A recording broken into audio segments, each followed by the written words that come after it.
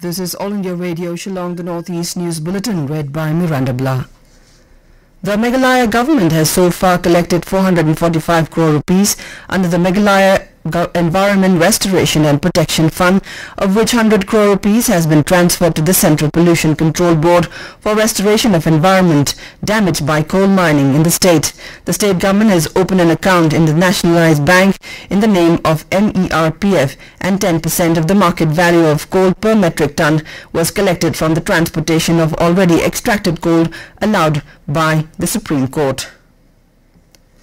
Following the 4-day-long, one-of-a-kind virtual edition of the 8th Eastern Himalayan Naturenomics Forum 2020 that brought together global leaders and experts to discuss the theme of ecology is economy, the Balipara Foundation presented the 8th edition of the Balipara Foundation Awards in Guwahati. The 8th Balipara Foundation Awards recognizes the extraordinary visionaries of the Eastern Himalayans and as their indomitable contribution and adopt sustainable methods for greening the economy. The National Lifetime Service Award went to Dr. Parimal Chandra Bhattacharjee, a respected academic and a retired professor of Guwahati University, Assam.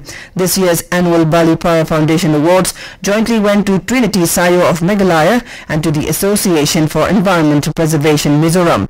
Sayo's farmer self-help group has around 800 women farmers in Meghalaya, all of whom farm organically and cultivate Lakadong turmeric.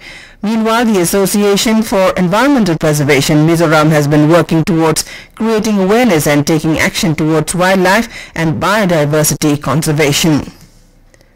Meghalaya Joint Action Committee of Commercial Vehicles has expressed hardship to pay the various vehicle taxes levied by the state government, as the commercial vehicles owners could not earn anything during the COVID-19 pandemic.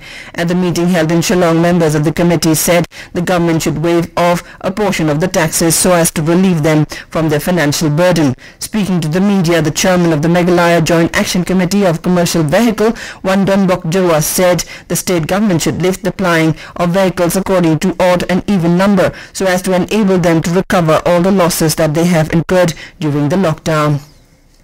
In Manipur, the BJP-led state government has been conducting destruction drives against poppy plantations and various health districts of the state as part of war against drugs. Poppy plants is the source of narcotic drug opium, and it is reported that the plantation of poppy plants are being carried out in some hill districts of Manipur in the interior jungle areas. Manipur Chief Minister N. Biren Singh-led government has already deployed around 100 police personnel in every district specifically for the operation against poppy plantations.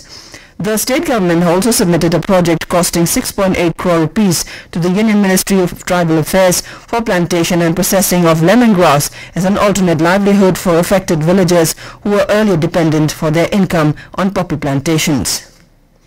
In Manipur, 4 persons have died due to COVID-19 during the past 24 hours, increasing the total fatalities to 299 so far in the state.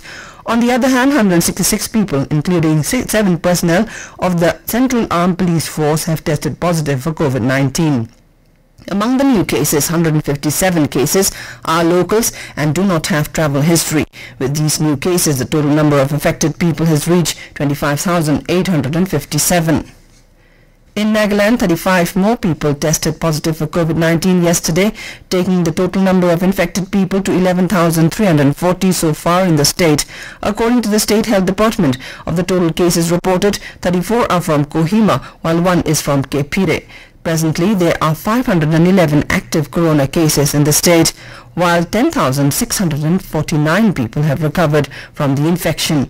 So far, 58 have died due to COVID-19, while 3 deaths are still under investigation. Dimapur and Kohima have the highest sample positivity rate in the state, constituting 13.4% and 10.1% respectively.